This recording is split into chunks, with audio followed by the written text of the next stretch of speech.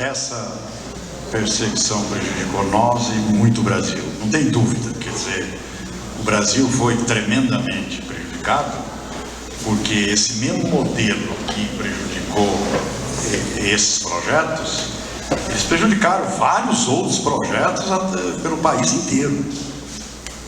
Então, lógico que muitos deles também são desconhecidos, a gente conhece alguns, você entende? Então, enfim, esse modelo de alguém,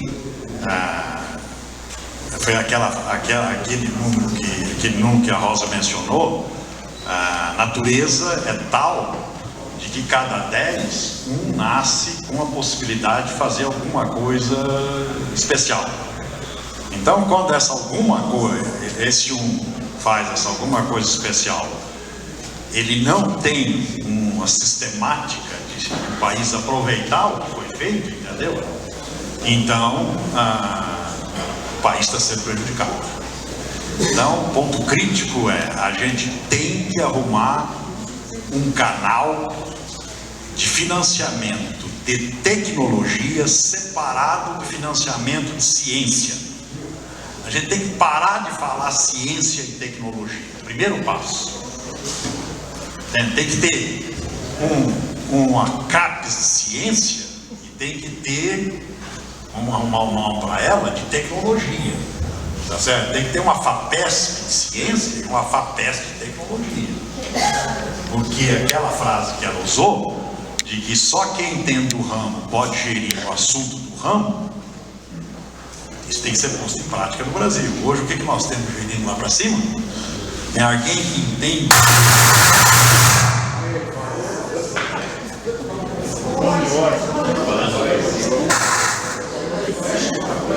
Quer dizer, você entende? Quer dizer, a parte de tecnologia, ela tem que ter um canal próprio de financiamento e ela tem que ter o pessoal que faz a gestão disso, entendendo desse ramo. Esse canal de financiamento da parte de tecnologia, ele tem que ser amarrado e ele automaticamente vai resolver o problema da inovação tecnológica e do empreendedorismo das empresas. Porque não tem sentido fazer tecnologia desvinculada da empresa. Nós aqui mostramos que todo o nosso projeto, a gente não fez nada sem ser vinculado a uma empresa. Quando não acharam no Brasil, a gente ia lá fora vincular uma empresa lá fora. Então esse canal tem que ser criado, tem que ser feita uma verdadeira guerra para separar o financiamento e a gestão da ciência da tecnologia. E não adianta o pessoal de ciência falar que tecnologia é responsabilidade da empresa, a empresa que tem que financiar, que isso é um verdadeiro crime. Tem um monte de diretores aí de FAPESP, não sei o que fica falando essa besteira, que quem tem que financiar a tecnologia é a empresa, não é o governo. Por quê? Porque a empresa, se ela for financiar a tecnologia antes da tecnologia estar gerando dinheiro, ela vai gerar inflação. Ela só vai poder pôr o dinheiro dela quando ela estiver gerando dinheiro. Até lá, tem que ser uma parte do dinheiro que hoje está indo para as outras aplicações aí, que eu chamo de inúteis, entende? Bom, a quem interessa? Essa pergunta é venenosa. Essa é venenosa. Eu vou falar uma frase e vou dar um exemplo para depois responder essa pergunta. Toda tecnologia feita para um país frio, que significa todo o hemisfério norte, não presta para um país tropical. Não vale nada. Vice-versa. Toda tecnologia ótima para um país tropical é ruim para um país frio. Eu vou dar um exemplo para justificar isso. Um grande sucesso em país frio foi o desenvolvimento da energia solar fotovoltaica, e que os macacos estão querendo imitar e implantando aqui no Brasil. O semicondutor, o fotovoltaico, ele só absorve aquela parte da energia solar de ultravioleta e visível de baixo comprimento de onda. Ele é feito para não absorver o infravermelho, a radiação térmica, porque senão aquece o semicondutor. Com 50 graus o semicondutor dá curto-circuito e não gera mais nada. O semicondutor, para absorver energia térmica, tá certo? Ele tem que ser arsênio de galho, que custa uma fábula. Não é possível você gerar energia barata. O silício, tá certo? Pois bem,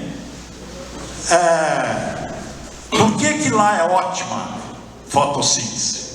Porque lá, fotovoltaica, porque lá não chega energia térmica. Por isso eles são frios, porque se chegasse energia térmica lá, não ia ter neve, não ia ter frio lá. Aqui, a grande fração de energia nossa é térmica, por isso que nós somos tropical. E então não tem maior burrice do mundo do querer investir dinheiro em fotovoltaica. Ela serve muito bem para uns painéis pequenos, você põe em cima da tua casa, para iluminar um postinho, etc. Mas para você substituir uma geração de energia hidráulica, uma tremenda burrice, macaco imitador. Qual é a tecnologia solar que tem que ser aqui? É aquela que coleta energia térmica. É essa casca parabólica que nós estamos fazendo com esse concreto de alto desempenho. Por quê? Porque essa a gente coleta energia térmica numa parábola, que faz o serviço de cobertura, focaliza num cano, pré-aquece a água, tá certo? E essa água pré-aquecida entra na caldeira, alta pressão, gera energia elétrica, 46% de rendimento termoelétrico, e o meu consumo de biomassa para gerar a mesma quantidade de energia elétrica cai a 25% do que se eu fosse queimar a biomassa úmida, de 35% de umidade.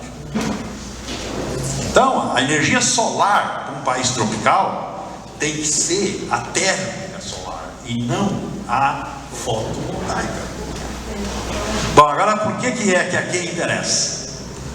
Meu filho, todo indivíduo que gasta dinheiro num país desenvolvido, Europa, Estados Unidos, Japão, enfia goela abaixo, GA, os que eles fizeram para lá, para nos explorar. E não interessa nós desenvolver a nossa tecnologia aqui, por dois motivos. Primeiro, que essa que é boa aqui não presta para lá, não tem nenhum interesse para eles. E na hora que nós fizermos a nossa que interessa para nós, eles vão perder o mercado com ela abaixo que eles estão enfiando na gente. Então, meu filho, que o interesse de barrar, de não ter uma agência que financia tecnologia para desenvolvimento tecnológico casado com a empresa nacional, ou pode ser até estrangeira que tem interesse, que seja de interesse nacional, entendeu? Tá certo? É que eles terão dois prejuízos se isso for feito. O que for feito aqui não interessa para lá, e eles vão perder o mercado goela abaixo do que eles fazem para lá, e que é altamente ineficiente para cá. Bom, a próxima pergunta: quem são os responsáveis pela destruição das pesquisas científicas no Brasil? Em primeiro lugar, a pesquisa científica no Brasil não está sendo destruída por ninguém, a científica. No Brasil, a pesquisa científica está indo até bem. O Brasil, em termos de número de publicação, enfim, quando você olha os critérios científicos, está indo até bem. Você não está acompanhando uma Coreia, uma Índia, não está, mas, por exemplo, está muito melhor que uma Argentina, você entendeu? Tá certo? Então não há prejuízo para a pesquisa científica. Nós temos ciclotron, nós temos vários aparelhos de nível, de topo, entende? Então a parte científica, realmente ela não está tendo grandes prejuízos. Tem alguns prejuízos na área biológica, porque por causa de burocracia biológica, o pobre biólogo às vezes não pode importar uma cepa, não pode importar você entende? Por questão aí do controle biológico, entendeu? Realmente o pessoal de biologia tem, pesquisa científica de biologia tem alguns prejuízos por causa da burocracia brasileira de importação. Mas, exceto essa área biológica, eu não acho que a pesquisa científica esteja prejudicada no Brasil. É um problema de dar tempo ao tempo para a gente chegar no padrão ciência mundial, entendeu? Agora, a pesquisa tecnológica não existe. Ela está assassinada. Então, todos os julgamentos de qualquer projeto que se apresenta em qualquer fonte financeira é julgado pelos seus pares. Ok, então se eu apresento um projeto tecnológico na FAPESP, quem é que vai julgar? É um cara tecnológico? Não, não é. É um cara cientista. E aliás, ele pode ser muito bom, pode ser um cara, tá certo? Mas ele vai vetar. Isso não é ciência. Isso não é ciência. E está certo. Ele vai vetar. Está certo.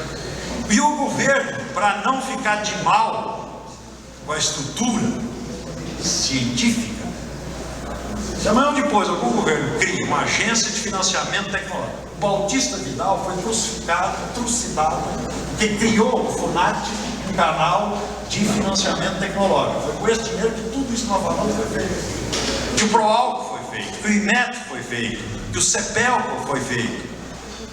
De passagem, e ajudou a Embraer a sair de dentro do CTA para poder fabricar, porque dentro do CTA não podia pôr uma fábrica, né? Então, o CTA, se tinha toda a tecnologia do avião, o famoso pedra voadora bandeirante, né? Mas como é que você vai fabricar dentro de uma entidade militar? Não tem jeito de fabricar. Você não tem nem CNPJ para isso, né? E quem é que ajudou a Embraer a acontecer? Foi o FUNAT. Quer dizer, foi o único período que nós tivemos financiamento de tecnologia. Dá para listar 12 entidades que até hoje têm um peso significativo no país, feito com 8 anos do Bautista Vidal na Secretaria de Ciência e Tecnologia, com dinheiro do FUNAT.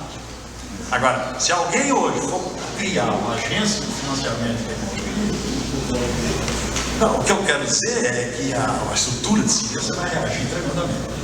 Quer dizer que está tirando dinheiro da ciência. É uma situação que tem que ser equacionada. Bom, a última pergunta que está aqui.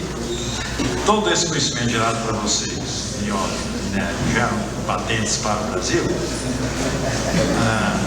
Maria de Fátima Pinel.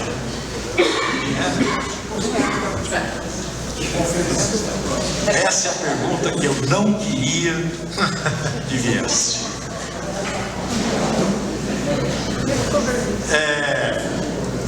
Vocês vão dar licença, eu tenho que dar essa resposta em 2 etapas.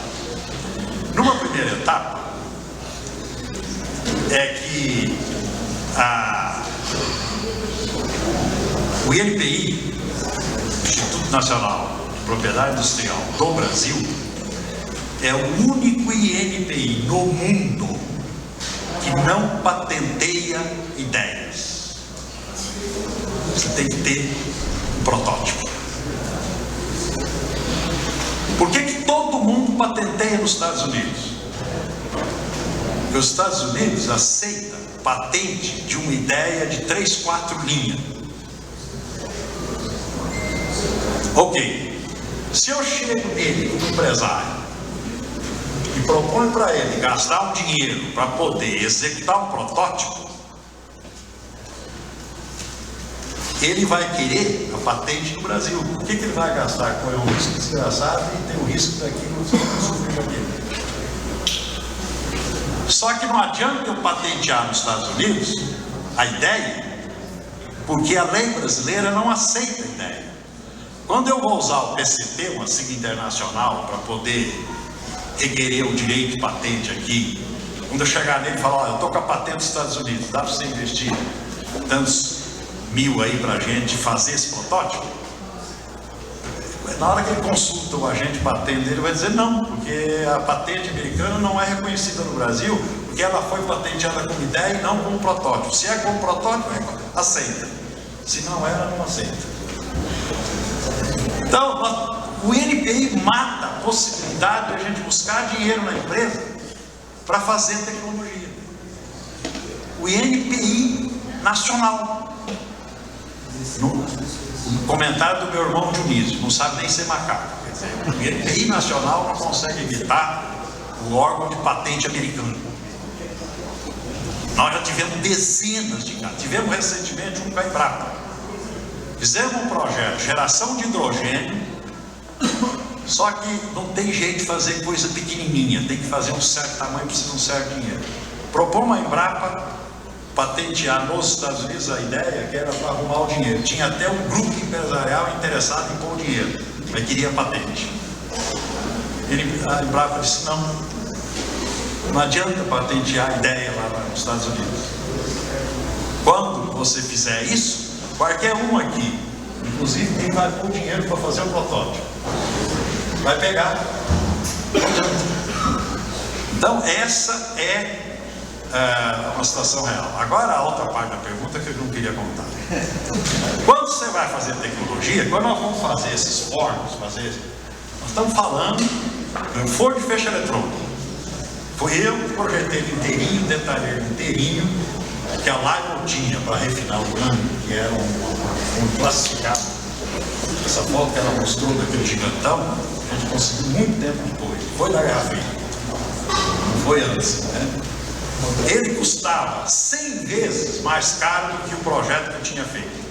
Nós não tinha jeito de fazer aqui no Brasil, porque não tinha nem semicondutor para fazer o controle eletrônico de um forno de feixe eletrônico de 30 kV, 12 amperes no feixe. Aí a gente procurou qual a empresa que podia fabricar para nós. Ok, achamos a Laigo, uma empresa interessada, tá certo? Com aquela condição.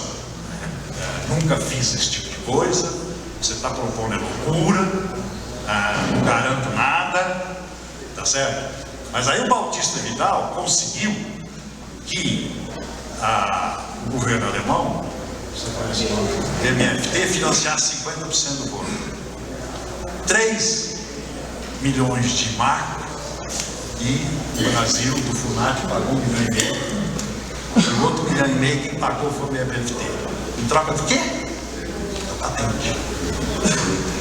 Nós passamos patente para 6 empresas internacionais para ter o dinheiro para nós fazer a coisa, porque nós não temos financiamento nacional para fazer tecnologia. O que eu devia fazer? Chegar e dizer: não dou a patente para a Laigo. Eu vendi 12 desses fornos para a Laigo durante 6 meses de teste do forno. Estava lá testando. Aliás, da nossa parte, o rapaz que estava aqui, que fez lá o offset, ia gostar disso, né? A gente fez um offset. Eu não sabia que era offset, eu aprendi hoje. Como o FUNAT não tinha 1,5 milhão de marca, a gente propôs, agora não para o governo alemão, mas para a Laigo, e ela tinha muito interesse que isso acontecesse, em que o 1.500 marcos que era do Brasil iria metade em cash, dinheiro, carta de crédito, e a outra metade ia em eletrodo de nióbio reduzido por homotermia, que ia ser refinado lá por 6 meses. E eu aceitei a condição de que nós íamos ficar lá refinando esse material, que eles nem acreditavam na tecnologia, para poder fazer 2 coisas: vender forno e eles terem o nióbio para entregar para o complexo nuclear alemão, para o programa nuclear alemão. Você entendeu? Então foi um offset, foi metade em material, entendeu? Porque nós só tínhamos 600 mil marcos de dinheiro para fazer esse forno, não tínhamos mais. Então a gente fez 6 vezes isso, negociamos a patente para pagar coisa de fora que não tinha jeito de ter, e não tinha dinheiro aqui dentro para fazer tudo. Tinha outra questão que era prazo, né? Não vou falar nome, mas existia uma guerra na época em que existia um esforço na época que vinha de longa data, disse desde Getúlio, da nacionalização de todos os minérios nacionais, não era só nióbio, e o pessoal que é dono disso, do estrangeiro, conseguia barrar isso por 1,5 milhão, mas particularmente na justiça alegando que o país não tinha tecnologia. E era verdade. Então, quando o Bautista descobriu o trabalho que eu tinha feito na Unicamp, ele me dava meses de prazo para efetivar a tecnologia industrial, para poder ir em frente com essa tal ideia de nacionalização mineral. Tem um minério que nessa época foi feita uma guerra, que foi o quartzo. O Brasil exportava quartzo, o líder desse projeto quartzo foi Rogério Cerqueira Lei, lá na Unicamp. Estava lá na Unicamp na época. O Brasil exportava o quartzo a 1 centavo quilo, aquele quartzo hexagonal, aquela coisa linda, bonita, né? Aí, o Bautista Vidal conseguiu taxar a exportação de quartzo em $5 o quilo. Na verdade, metade do dinheiro FUNAT veio da exportação, do imposto do quartzo. Por quê? Porque a tentativa foi, primeiro, né, nacionalizar a exploração do quartzo. Perdeu na justiça, não tinha tecnologia. Vocês que é advogado aí, né, tinha um troço lá na Constituição Antiga, né, que as multinacionais estrangeiras usavam lá um argumento legal, não tinha tecnologia. Aí, esse troço foi tão forte que as empresas de quartzo europeias, uma meia dúzia delas, lideraram um programa de obtenção de sílica pura, de areia quartzítica do Saara. Esse projeto deles começou e ficou 4 anos, foi o período que eles pagavam imposto aqui, procurando aonde tinha no mundo uma areia quartzítica pura. Descobriram lá no meio, na Argélia, lá no meio do Saara, um vale de quartzo. E aí eles passaram a desenvolver todos os produtos silícios, semicondutor, sílica, tudo, os detergentes modernos hoje, silicato de sódio, tudo, a partir da areia do Saara. E a exportação de quartzo brasileira caiu assim de milhares de toneladas para 0 em menos de um mês. Então existia uma pressão sobre nós de ter esse troço. E aí, meu filho, vai a patente embora. Eu não sou o autor dela, é o Stefan, o chefe que sempre ajudou nós a fazer esse forno. Mas a gente teve o forno. Oh, muito bem. Nós temos também relacionado a isso mais 4 ou 5 perguntas aqui que vou me permitir fazer na sequência, né, para que os senhores respondam. Quem sabotou a pesquisa mineral no Brasil? Houve conspiração contra a pesquisa mineralógica no Brasil? Quem são os responsáveis? Em que medida a sabotagem à pesquisa mineralógica compromete a soberania nacional? Quem são os culpados? Ok. Já falaram aqui, e é conhecido de todo mundo, que 90% do direito de lavra brasileiro está em mãos estrangeiras.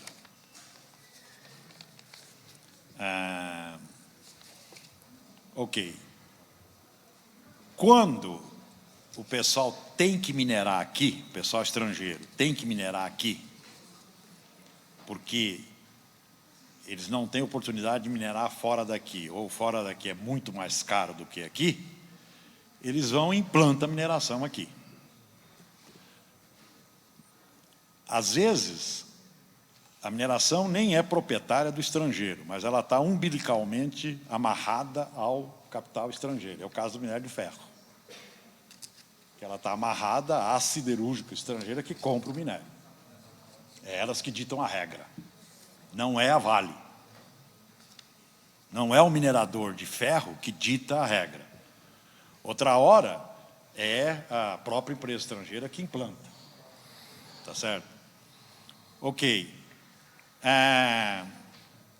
Então, eu não chamo de sabotagem, mas é uma regra mineral de que o setor mineral controlado pelo capital externo, ele só se efetiva aqui, nessa fase mineral, não é para poder chegar no produto final, é para chegar no minério, para exportar o minério, se aqui for economicamente mais vantajoso do que qualquer outro lugar.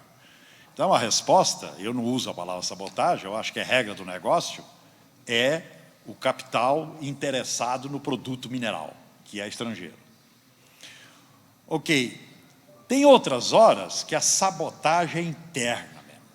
É do tipo que a Rosa falou, onde nós tivemos, dentro da nossa instituição, gente que arrebentou com a gente lá dentro depois que o nosso projeto ruiu. Nós fomos usados como papel higiênico para ser estadualizado, entendeu? Você entende? Quer dizer, fomos usados. O exemplo que eu vou dar para vocês é o de alumínio. Tá certo? Quer dizer, foi feito um projeto para que toda a bauxita do Trombetas fosse convertida em alumínio, e o Brasil, pelo menos, exportava alumínio, né?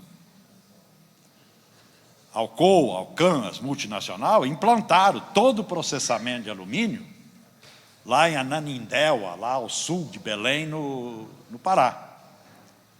Com um contrato assinado de que a energia de Tucuruí era para produzir alumínio no preço competitivo para se fazer alumínio.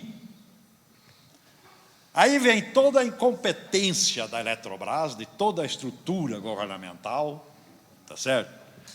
Com a crise energética, e o que fazem? Corta a energia para todo projeto de alumínio do país, para a energia de Itaipu chegar aqui de Tucuruí chegar aqui em São Paulo. Foi feito o tal linhão norte-sul. Primeiro para o Nordeste, depois chegou aqui em São Paulo. O que essa multinacional fizeram com as plantas de alumínio de Ananindeua? Fecharam. Então, essa sua pergunta aí, quem é o boicote? É essa estrutura administrativa, governamental que nós temos aqui. E eu dei o exemplo do alumínio, e eu poderia ficar aqui a tarde inteira dando uma dúzia de exemplos do tipo, entende? Boicote interno. Boicote interno. Esse além de ser interno, é o governo. Se estivesse gerando energia, pegando a água, irrigando biomassa e cana, gerando energia de biomassa, com tecnologia avançada, não, com aquelas termoelétricas do setor sucalcooleiro, que é tudo locomotiva do século passado, né, muito ineficiente, não precisaria ter feito isso. Não ia depender da energia da água, entendeu? Muito bem, vamos passar para a próxima aqui. Partindo-se da premissa que o subsolo pertence à União e o subsolo brasileiro ser de grande importância mundial, diante de sua riqueza, por que as autoridades competentes não fazem a devida guarda do mesmo? Não caberia designar as Forças Armadas à guarda desse patrimônio? A quem interessa esta decisão? E por que não punir com a devida rigidez os que usufruem de forma indevida?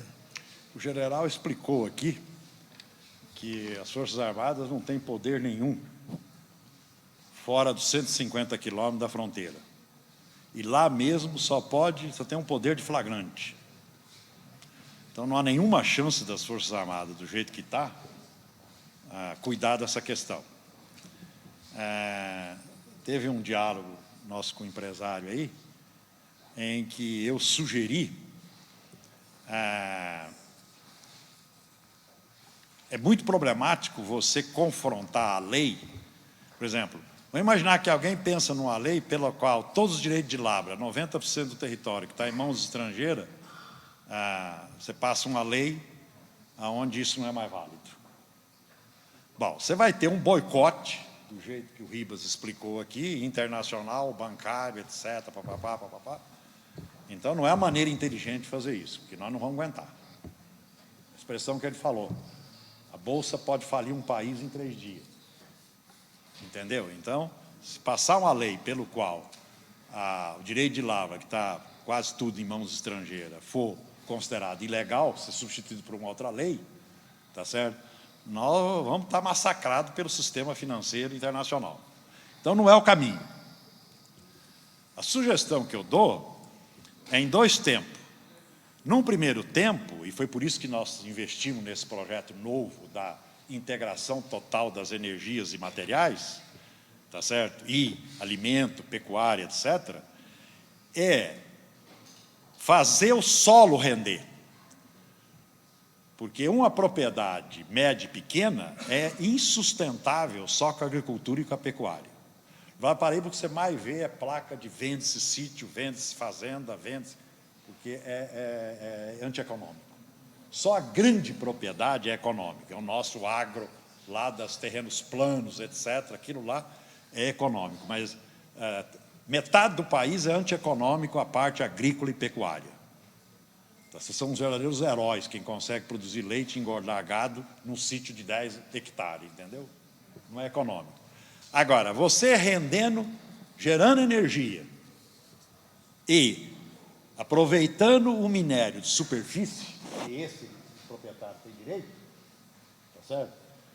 Você tem uma justificativa de, localmente naquele ponto, pedir a quebra do direito de lavra do cara que está com o direito de lavra lá embaixo, que não está fazendo nada. Então, proprietário a proprietário, entendeu? Mas não adianta nada ele quebrar o direito se ele não tiver o dinheiro para explorar. Então, você tem que fazer primeiro render dinheiro em cima, entendeu? Tá? Tá certo? Por isso é que a gente foi para o lado da biomassa, que é aquilo que você faz dinheiro em cima. E aí você tem uma justificativa, que você tem energia lá, você tem toda a tecnologia lá para aproveitar o que está embaixo. E aí você faz, não é uma lei nacional, entendeu? É caso a caso, quebrar o direito de lavra de quem detém o direito de lavra ali embaixo, que não está fazendo nada. Na minha opinião, é a única maneira que eu enxerguei, entende? Eu espero um dia enxergar alguma coisa melhor. Ou, se eventualmente haja um troço do tipo confrontar o capital internacional. Você conhece muito bem isso. Você que talvez consiga descobrir de que jeito que se confronta esse capital internacional. Entendeu? Nós temos uma outra pergunta aqui muito interessante, não é? Depois de tudo isso que foi dito, num cenário otimista, qual seria o seu anseio? Como trazer-nos de volta ao círculo virtuoso? É muito interessante. Quando eu fiz 75 anos de idade, eu avisei a equipe inteira, amigos, equipe inteira, de que eu acho que eu só tinha mais 5 anos de vida, se eu chegar a 80 estou mais do que feliz, e que aí eu dava para todo mundo um ultimátum de ser super eficiente, que aceitasse as minhas durezas, entende? Para que eu completasse esse projeto novo da integração total em 5 anos, porque eu não podia garantir que ia ter saúde para mais tempo, entendeu? A resposta dessa aqui é: nós fizemos um decreto, você está proibido de morrer. A resposta dela, né? Interessante o projeto. Você está proibido de morrer. Interessante esse projeto, né? Ok, eu completei esse mês 76, já passou um ano. Só tem 4. Eu espero que nesses 4 anos eu retome o círculo virtuoso. Quer dizer que nesses 4 anos eu cheguei à loucura de pegar metade da minha previdência e comprei um sítio e estou implantando todas as tecnologias do novo projeto da integração total de energia, materiais, etc., inteira, entendeu? Num sítio de 9 hectares. Aí falei: escuta, mas se você ficar doente, precisar de mais dinheiro, eu resolvo o problema, dá um tiro no ouvido, pronto. Quer dizer, decidi gastar metade do que eu tinha na Previdência para implantar no pequeno proprietário, todo esse projeto novo. Por uma sorte, os morros na superfície lá tem alguns minérios, inclusive titânio. No morro, na terra. Uma sílica que é um deslumbre. Então, se eu aguentar os 4 anos, eu vou conseguir um círculo virtuoso, pelo menos nesse sítio. A gente está trabalhando 10 ou 12 projetos de empresário. Alguns estão muito lento, muito ruim, outros estão bem aquecidos, Então, é bem provável que em 4 anos esse ciclo vicioso seja quebrado numa escala grande, entende? A escala desse é pequenininha, né? 9 hectares. E espero quebrar com todas essas tecnologias numa escala maior, entende? Por razões que a Rosa já falou, né? Sigilo contratual, não dá para a gente falar os empresários e as empresas, entendeu? Mas tem alguns deles que estão bastante animados, entendeu? E eles enfrentam esse problema, eles têm que botar o dinheiro próprio, correr o risco. O que a Embrapa ou o que o Scott Patente fala é, pelo amor de Deus, me dá uma fotografia de um troço feito. Só que para mim fotografar eu preciso ter o reator, né? Eu preciso ter a bomba tal. Então tem que gastar esse dinheirinho, entendeu? Para ter a fotografia da tal patente nacional, para resolver um problema do INPI nacional. Quer dizer, não é problema da tecnologia, não é da política, não é nada, do INPI nacional. Entende? O único país do mundo que tem essa loucura. Entende? Muito bem. Antes da gente passar a palavra ao doutor Ribas para anunciar o esperado café e o intervalo também, tem uma pergunta aqui. Aliás, tem diversas perguntas, né? Mas tem uma específica para a doutora Rosana Conte. Será que ele vai deixar eu falar? Não. Quando ele começa, não segura. Mas tem uma específica para a senhora. Vossa equipe está disposta a perpetuar todo esse conhecimento num novo projeto na Amazônia? Quem pergunta é o Otávio Lacombe. Essa eu vou completar a tua resposta. Olha, eu adoraria que a nossa equipe, que hoje está diminuída, talvez em 10 pessoas, pudesse completar ou implantar um projeto semelhante lá na Amazônia, ou de acordo com as condições de contorno lá da mina e da logística, né, da Amazônia. Então, eu acredito que a gente tenha um time que, se houver realmente uma definição, nós vamos conseguir levar esse time para lá e implantar alguma coisa parecida com o que nós implantamos no projeto Nióbio. Não esqueça que é difícil a logística lá, não sei como é que funciona, como é que a gente conseguiria ter tantas facilidades na hora de fazer a implantação rodar. Mas eu acho que a gente conseguiria, sim. Eu tenho que complementar isso. É lógico. A gente já fez um projeto conceitual completo para a Amazônia,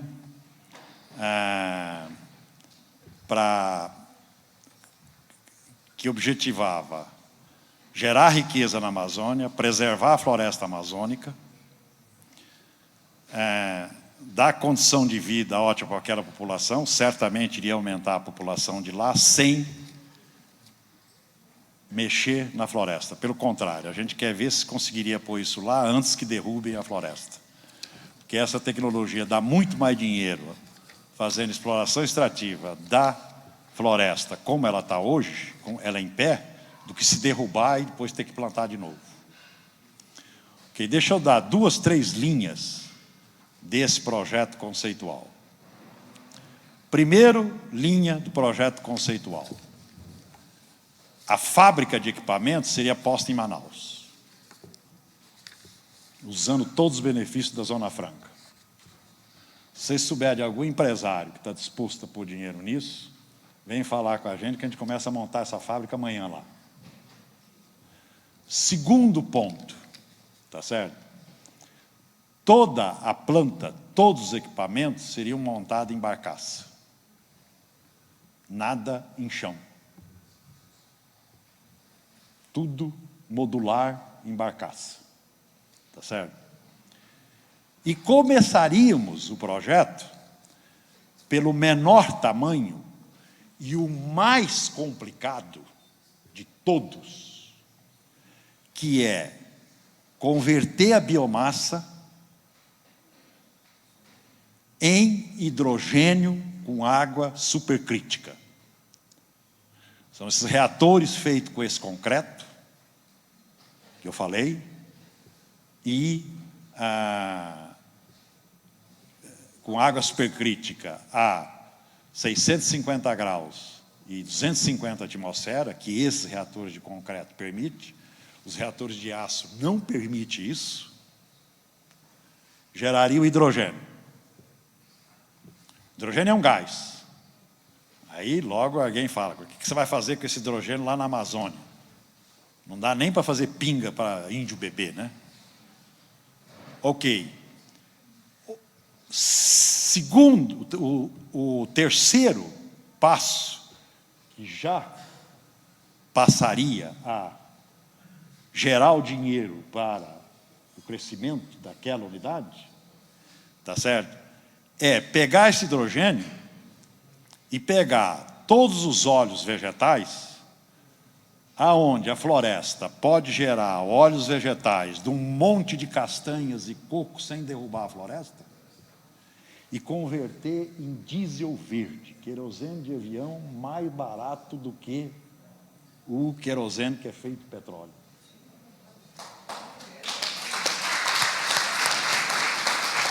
Biodiesel. Seria um biodiesel. Seria um biodiesel. É um bioquerosene, né? Um bioquerosene. O mercado chama isso de diesel verde. Não é o biodiesel. O biodiesel é um péssimo combustível. Poluidor. É horrível o biodiesel como combustível. Lógico que ele sendo ruim, ele também é poluidor. Um barril de petróleo sai lá na bica 0,6. Se eu faço hidrogênio de biomassa, tá certo?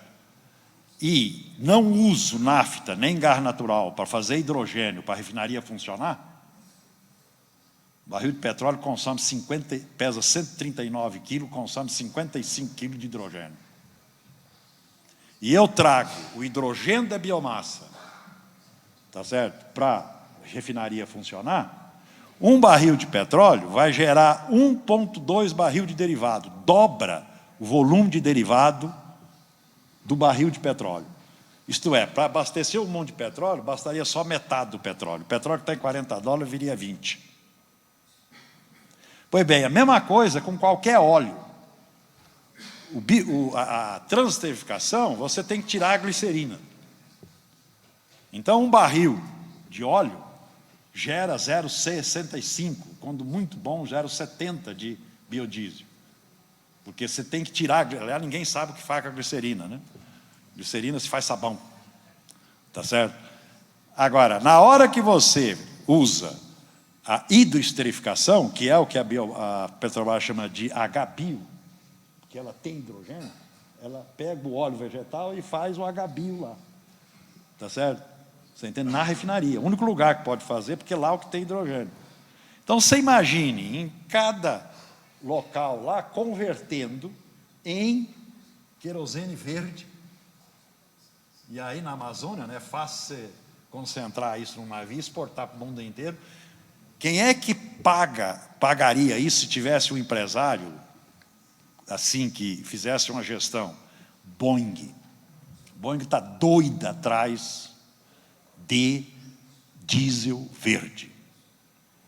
Um avião que viaja a 11 mil metros de altura, 33 mil pés, aquele CO2 vai inteirinho para o efeito estufa. Eu não acredito em efeito estufa, mas acreditando que ele seja verdade, ele vai inteirinho para lá.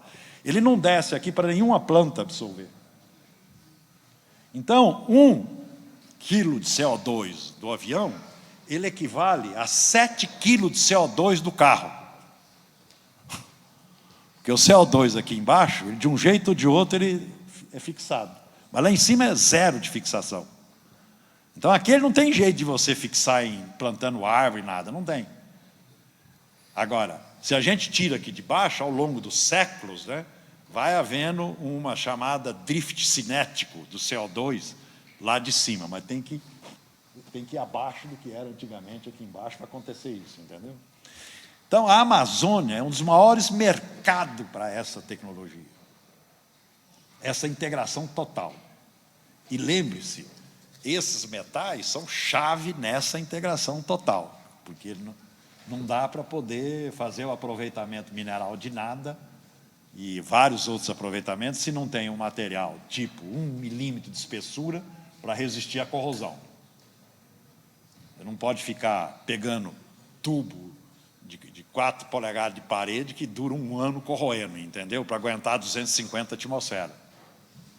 Bom, tecnicamente a gente pode explicar isso completamente, é muito mais fácil, é fácil entender tecnicamente por que essa tecnologia é um impacto em termos de gerar hidrogênio em água supercrítica, alta pressão, e acoplar ela tanto à energia fóssil como à biomassa, entendeu? Incidentalmente, esse hidrogênio daria autossuficiência de adubo nitrogenado para a agricultura brasileira. Você converte na mesma pressão, no mesmo tipo de reator, em nitrogênio e ureia. Você sabe qual é o outro grande gerador de óleo? É confinamento de gado. Você pega o confinamento de gado de 25 mil boi, cobre ele com coletor solar, coleta energia solar. A melhor maneira de coletar energia solar é fazer confinamento de gado. E aí você pega o esterco do gado e usa como inóculo num reator, igualzinho o digestor que trata dejeto suíno de porco, boi, só que esse ele é vertical semissólido, porque não é líquido. E você gera biogás. Lava o biogás, você tem biometano. A New Holland está lançando tratores agrícolas a biometano. Primeira fábrica dela, Campinas. Trator agrícola biometano. Para eliminar o consumo de diesel no setor agrícola. Então, o número de mercado para isso é um monstro, entendeu? Todo lado que você vai, você encontra aplicação. Você tem que resolver o gargalo aqui. Aquela frase, gota de otimismo no oceano de pessimismo. Muito obrigado. Obrigado, doutora Rosa Ana. Obrigado, doutor Dalton Pinatti. 15 minutos de intervalo para o café, por gentileza, para que a gente possa tentar manter o nosso horário.